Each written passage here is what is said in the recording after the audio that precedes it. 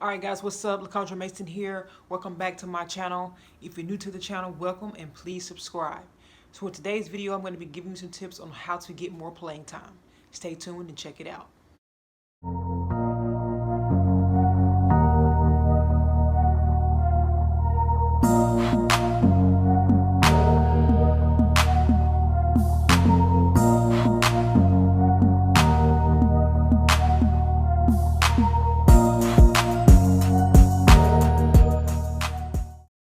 So we all know with basketball, there's a limited amount of time to go around for players. Some players play a lot, some players play a little, and then you have some players that don't get to play at all. So obviously everyone wants to be in that category of players that play a lot.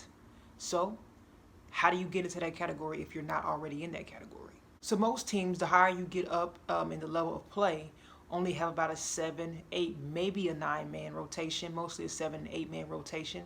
So I'm going to give you 3 tips of how you can get into that rotation. All right, so tip number 1 is work on your game. Get better. You obviously need to improve on something or work on something or get better at something. Otherwise, you will be playing. There are people playing in front of you that are better than you. So you got to work on your game. You got to put in the time in the gym to work on your weaknesses, to get better, to improve. You know, go ask your coaches, what do I need to improve on? What am I lacking? What do I need to work on to take my game to the next level in order to get onto the floor? You need to take that feedback and you need to go work on your game day in, day out. Be a gym rat. If you don't put in the time, you don't get the results. If you don't work on your game, you don't get better. So you have to take the initiative to put the time in, to work on your game, to get better, to improve your skills so that you can get on the floor and get playing time. All right, so the second tip is to be a stat sheet filler. And what I mean by that is be versatile. Going back to working on your skills and improving your skills, continue to add to your game. Don't be one-dimensional. Don't just be the shooter. Don't just be the point guard that can dribble. Don't just be the guy that can play defense but can't shoot or handle the ball. Don't just be the big that can only rebound but is not a reliable finisher.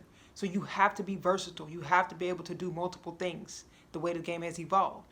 Be a stat sheet filler simply means you're doing everything on the court. You're hustling after loose balls, you're rebounding, you're making plays for other teammates, dropping dimes, you're scoring, you're locking down your man on defense. You're a solid all-around player to where when you're out there on the floor, you're going to contribute in several different areas so that you'll always be valuable on the court.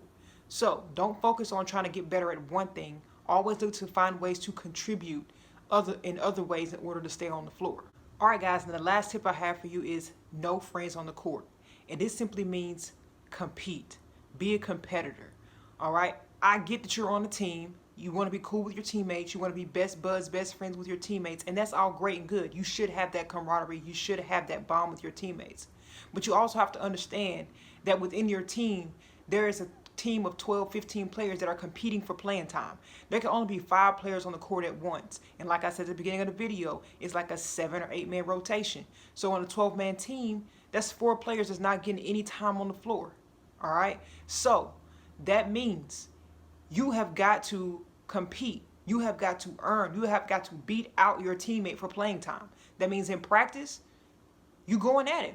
You're not going to take it easy on your best friend in practice because he's your friend. You're not going to let him drive by you, get a layup. You're not going to let him score. You're not going to go easy on him on defense. You're going to go hard in practice because that's where the coaches pick their players. That's where the coaches pick the 5, pick the 7 players that they're going to play. That's what they go by, practice. That's all they have to go by. You're not going to be able to show what you can do in a game because you're not getting on the floor. So you have to prove yourself in practice to get your playing time. It's not being mean. It's not being arrogant. It's you going after what you want. You have to have a level of selfishness in this game, a healthy level of selfishness in order to be successful and achieve to the level that you want to achieve. So, no friends on the court. Compete in practice. If you want playing time, you got to go get it and you got to go take it. All right, guys, so those are my 3 tips to how you can get more playing time. So to recap, you got to work on your game and get better. You can't not work on your game and expect to get playing time. You can't expect to come into each season the same player you were last year and get playing time. You got to work on your game. Number 2, be a stat sheet filler. Be versatile. Do everything. Rebound. Guard the best man.